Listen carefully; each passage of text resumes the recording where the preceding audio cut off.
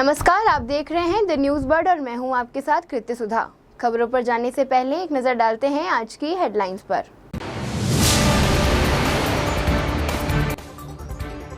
होली पर हम सब लोग राष्ट्रीय रंग में रंगे जाएं, शेखावत केंद्रीय संस्कृति एवं पर्यटन मंत्री ने दी होली की शुभकामनाएं।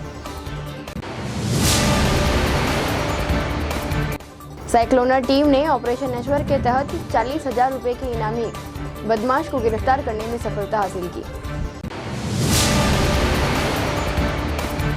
डबल मर्डर केस में कोर्ट का फैसला, 5 दोषियों को सुनाई आजीवन कारावास की सजा। अब खबरें विस्तार से।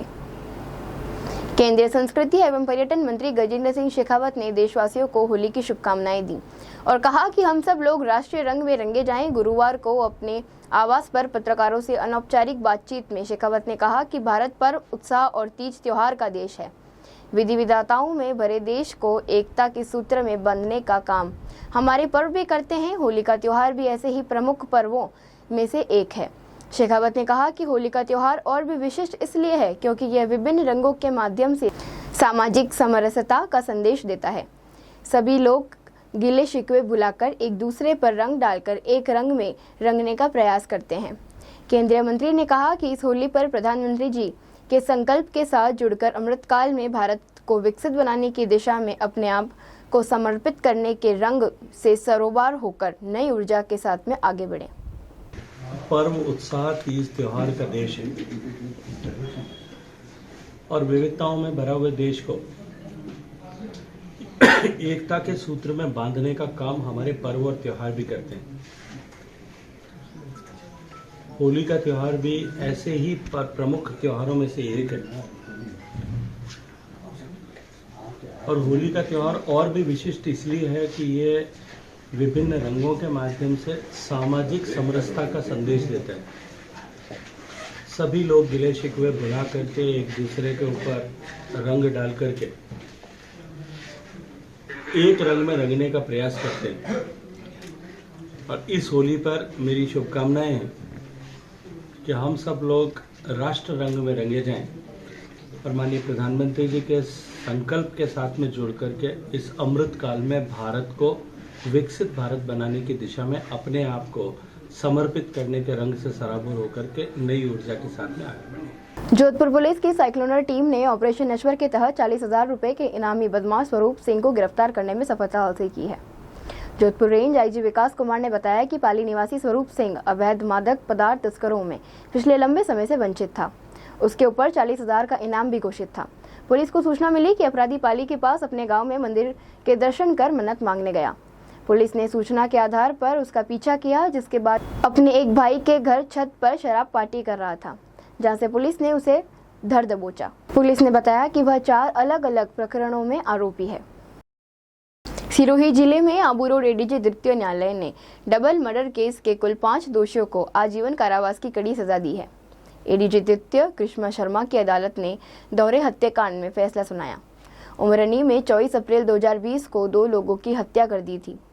अदालत ने देवाराम उर्फ देविया, वेलकम, गोविंद, विजय और रूपाराम को दोषी करार देते हुए आजीवन कारावास की सजा से दंडित किया। सुनवाई के दौरान अभियोजन पक्ष ने 17 गवाह और 85 दस्तावेजी साक्ष्य पेश किए हैं। लोक अभियोजक दिनेश खंडेलवाल ने बताया कि 24 अप्रैल 2020 को उमरनी ने सनसनीखेज हत्या की वारदात हुई थी। दोहरे हत्याकांड के बाद सभी आरोपियों को पुलिस ने गिरफ्तार कर लिया था। हमलावर हथियारों से लैस थे। उन्होंने अनीता के पिता सीमाराम और भाई शांतिलाल पर हमला कर दिया था। हमले में दोनों गंभीर रूप से घायल हो गए। घायलों को इलाज के लिए अस्पताल ले जाया गया। इलाज के दौरान दोनों की मौत हो गई। तत्कालीन थाना अधिकारी अनंत कुमार को मामले की जांच सौंपी गई। दिनांक 14/4/2020 को राजकीय अस्पताल आबू रोड में जो परिवादी थी श्रीमती अनीता, वो जगदीश सिंह की पत्नी थी, उस बावरी मानपुर के रहने वाले थी। उन्होंने एक रिपोर्ट दी थी कि 24 तारीख को लगभग दोपहर को 12 बजे उसके बच्ची के पियर वाले उन्होंने बुलाया था कि आप बच्ची को लेके जाइए। तो वो और उसके परिजन और उसके पिता और भाई और बहनें सारे घटनास्थल पर गए थे। तो वहाँ घटनास्थल पर पहले से ही तैयारी करके बैठे थे देवाराम उर्फ देविया, गोविंद, वेलकम, ये सारे मानपुर के रहने वाले थे, सब बावरी हैं। इन्होंने एक राय होकर तलवार से हमला किया और उस हमले में 2 जनों की मृत्यु हो गई थी, जिसमें से एक का नाम था, दोनों के नाम थे, एक तो समाराम और एक उसका भाई परिवादी का शांति। इन दोनों की वहीं पे मृत्यु हो गई। मृत्यु होने के बाद में श्रीमान थानाधिकारी ने को न्यायालय में इनके विरुद्ध 307, 342, 307, 324, 325 में आरोप पत्र न्यायालय में पेश किया और कोर्ट में विचारण चला। इस कोर्ट एडीजे कोर्ट में विचारण चलने के बाद हमारी तरफ से अभियोजन की तरफ से 17 गवाह पेश किए गए, 85 हमने दस्तावेज प्रदर्शित करवाए और 17 आर्टिकल लगाए। इन सभी तथ्यों से न्यायालय संतुष्ट हुआ और अभियोजन की कहानी को स्वीकार करते हुए सभी मुलजिमानों को, पांचों मुलजिमानों को, उनके नाम बता, पांचों मुलजिमानों को आजीवन कारावास एवं अर्थदंड से दंडित किया गया। राजस्थान के सिरोही में होली के एक दिन पूर्व एसीबी ने बड़ा धमाका करते हुए रिश्वतखोर कृषि पर्यवेक्षक को रंगे हाथों रिश्वत लेते ट्रैप कर दिया है। हालांकि सिरोही में एसीबी का एक्शन लंबे समय बाद देखने को मिला है। दरअसल पूरी कार्रवाई सिरोही एसीबी चौकी के प्रभारी रामेश्वर लाल अतिरिक्त पुलिस अधीक्षक के नेतृत्व में 12 मार्च देर रात को हुई। सिरोही एसीबी के रामेश्वर लाल ने बताया कि ओम प्रकाश पर्यवेक्षक कृषि उपज मंडी समिति आबू रोड जिला सिरोही को 20,000 रुपए की रिश्वत लेते रंगे हाथों गिरफ्तार किया गया। एसीबी का कहना है कि कृषि पर्यवेक्षक परिवादी को परेशान कर रहा था। शिकायत मिलने पर उसकी पुष्टि होने पर पूर्ण योजना बंद तरीके से जाल बिछाकर रिश्वतखोर को दबोच लिया। एक आबू रोड निवासी परिवादी की रिपोर्ट पर एक फर्म के द्वारा कृषि मंडी आबू रोड के सुपरवाइजर श्री ओम प्रकाश द्वारा डिमांड की गई थी, जिसको आज 20,000 रुपये लेते हुए हमने फर्म के परिसर में ही कार्रवाई की है और वो लेने के लिए खुद आए थे और उनके कब्जे से हमने 20,000 रुपये रंगे हाथों बरामद करके और अभी आगे की कानूनी कार्रवाई की जा रही है और बाकी हमारी जो भी विधिक कार्रवाई है वो हमारी टीम और हम लगे हुए अभी कर रहे हैं। बाकी जो डिटेल है विस्तृत डिटेल हम आपको। सर क्या किस एवज में मांगी गई थी रिश्वत राशि? परिवादी की रिपोर्ट के अनुसार उनके यहाँ घी और किराने का काम होता है, तो कृषि मंडी के द्वारा इनको एक नोटिस दिया गया था कि घी का काम करने के लिए बनास डेयरी का घी काम का बताया है कि उसका लाइसेंस और किसान कल्याण कोष में शुल्क जमा नहीं करवाया। इस आशय का एक नोटिस इनको दिया था और हमें जो डॉक्यूमेंट मिले उसके अनुसार इनके ऊपर पेनल्टी दी गई, फर्म के ऊपर पेनल्टी है। उस पेनल्टी को सेटल डाउन करने के लिए ये डिमांड की गई थी, जो हमने 20,000 रुपये बरामद किया। यहाँ वक्त हो चला है एक ब्रेक का। ब्रेक के बाद भी खबरों का सिलसिला जारी रहेगा। देखते रहिए द न्यूज़ बर्ड।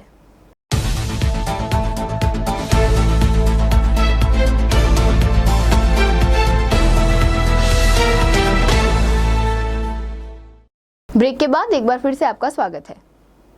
जिला परिषद जोधपुर के मुख्य कार्यकारी अधिकारी डॉक्टर धीरज कुमार सिंह की अध्यक्षता में बुधवार को ग्रामीण विकास एवं पंचायती राज विभाग की योजनाओं की प्रगति एवं 16 मार्च को प्रस्तावित दिशा बैठक की तैयारियों को लेकर एक महत्वपूर्ण समीक्षा बैठक आयोजित की गई। बैठक में मुख्य कार्यकारी अधिकारी ने अधिकारियों एवं कर्मचारियों को निर्देशित किया कि वे विभागीय योजनाओं के क्रियान्वयन में पारदर्शिता व तत्परता सुनिश्चित करें। उन्होंने कहा कि सभी अधिकारी एवं कर्मचारी अपने दायित्वों का निर्वहन गंभीरता से करें और दिशा बैठक से एक दिन पूर्व समस्त योजनाओं का अद्यतन डेटा संकलित कर प्रस्तुत करें। डॉक्टर धीरज कुमार सिंह ने कहा कि शासन की योजनाओं का सफल क्रियान्वयन सुनिश्चित करना प्राथमिकता है, जिसके लिए प्रत्येक अधिकारी को योजनाओं की भौतिक रूप एवं वित्तीय प्रगति का गहन विश्लेषण करना होगा। इस अवसर पर अतिरिक्त मुख्य कार्यकारी अधिकारी गणपत लाल सुथार, अधिशासी अधिकारी सोहम स्वरूप शर्मा, चंपालाल परमार, सहायक अभियंता राजेंद्र चौधरी सहित विभागीय अधिकारी एवं कर्मचारी उपस्थित रहे।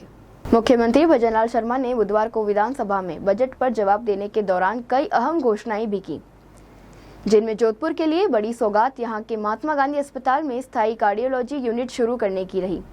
बीती शहर से लेकर बिजेज बनाड़ तक के क्षेत्र के लोगों को इसका सर्वाधिक फायदा तब मिलेगा जब किसी मरीज को हृदय संबंधित आपातकालीन सेवा यह मिल सकेगी। सूरसागर विधायक देवेंद्र जोशी ने सरकार को भेजी अपनी विभिन्न मांगों में सबसे अहम इस यूनिट को बताते हुए कहा था कि बीती शहर नागरिक हो या बिजेज से बनाड़ सारण नगर के आमजन, किसी भी तरह की मेडिकल इमरजेंसी होने पर सबसे पहले उन्हें एमजीएच ही लाया जाता है। यहाँ आने के बाद जब हार्ट संबंधी तकलीफ का पता चलता है तो उन्हें एमडीएम रेफर किया जाता है। इस स्थिति में उस मरीज को एमडीएम तक लेकर जाने से भी काफी समय लगता है। जो किसी के लिए जानलेवा भी साबित हो सकता है। इसलिए एमजीएच में भी स्थायी कार्डियोलॉजी यूनिट खोलने की मांग की गई थी। जोशी ने बताया कि आम जन से जुड़े इस मुद्दे पर सरकार ने पूरा करने का निर्णय लिया, जो स्वागत योग्य है। जोधपुर के सरदारपुरा स्थित रेजोनेंस में भोला फाग द्वारा गैर गायकी का आयोजन किया गया, जिसमें बड़ी संख्या में भोला फाग के सदस्यों के साथ रेजोनेंस की पूरी टीम मौजूद रही। सौरभ बोरा ने बताया कि वर्तमान में गौरैया चिड़ैया विलुप्त होती जा रही है, उसी समस्या की ओर इंगित करते हुए गैर गाई, जिसमें समाज की समस्या को दर्शाया गया। बोरा ने बताया कि इसके बोल वन्य प्रेमी शरद पुरोहित ने लिखे हैं। मुख्य गायक हिमांशु पुरोहित के साथ पूरी टीम ने सुंदर प्रस्तुति दी।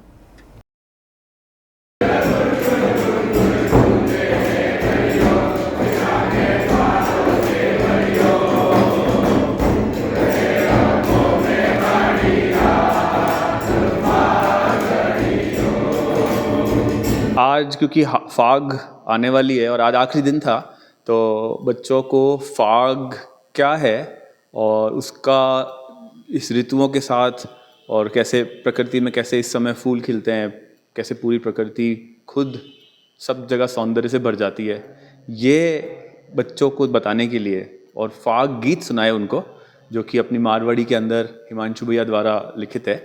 और इधर आप देखो ऊपर वैज्ञानिक भी हैं, तो साइंस और फाग और उन सबको आज हमने उन बच्चों को जोड़ा उस सब चीज़ से। साथ साथ 20 मार्च को क्योंकि स्पैरो कंजर्वेशन डे है और अपने सिटी के अंदर जो छोटा पक्षी है गौरैया वो ख़त्म होती जा रही है, तो उस पर भी एक फाग गाई। और शरद पुरोहित जी आज हमारे पीछे है नहीं, तो इस बर्ड हाउस भी डिस्ट्रीब्यूट किया और आज उनके घर में कोई शौक है तो इस वजह से वो आ नहीं पाए। ये है। रंगों के त्योहार होली के पावन अवसर पर जोधपुर प्रेस क्लब की ओर से गुरुवार को कलमकारों की होली कार्यक्रम आयोजित किया गया। इसमें शहर के सभी पत्रकार एवं मंच पर आए और जोश और उत्साह के साथ होली का पर्व मनाया। पारंपरिक गीत गायक नीलम सिंह ने गणेश वंदना के साथ कार्यक्रम की शुरुआत की। उसके बाद बॉलीवुड सिंगर अभिदत्त, संगीतकार दीपक जोशी, बटुकड़ी शलील, गैर गायक केशव थानवी, नारायण कृष्ण व्यास, अंतर्राष्ट्रीय नृत्यंगना प्रेरणा राठी, अनुपमा, वकील, प्रसिद्ध कालबेलिया डांसर सुआ देवी कालबेलिया और गायक भावना डागा सहित नामचीन कलाकारों ने अपनी प्रस्तुतियां दी। इस अवसर पर अतिथि के रूप में केंद्रीय मंत्री गजेंद्र सिंह शेखावत, कैबिनेट मंत्री जोगाराम पटेल, जस्टिस गोपाल कृष्ण व्यास, जिला कलेक्टर गौरव अग्रवाल, अधिवक्ता हस्ती मल सारस्वत सहित जोधपुर प्रेस क्लब की पूरी टीम और सभी पत्रकार साथी मौजूद रहे।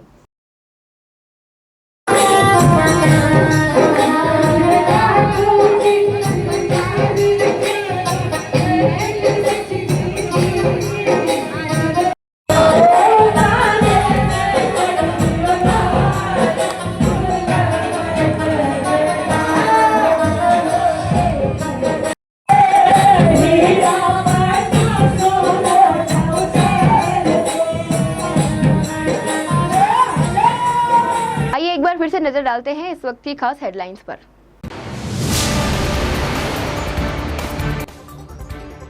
होली पर हम सब लोग राष्ट्रीय रंग में रंगे जाएं, शेखावत केंद्रीय संस्कृति एवं पर्यटन मंत्री ने दी होली की शुभकामनाएं। साइक्लोनर टीम ने ऑपरेशन ऐश्वर्य के तहत 40,000 रुपए के इनामी बदमाश को गिरफ्तार करने में सफलता हासिल की। डबल मर्डर केस में कोर्ट का फैसला, 5 दोषियों को सुनाई आजीवन कारावास की सजा। आज के लिए फिलहाल इतना ही। राज्य की और बड़ी खबरें जानने के लिए देखते रहिए द न्यूज़ बर्ड।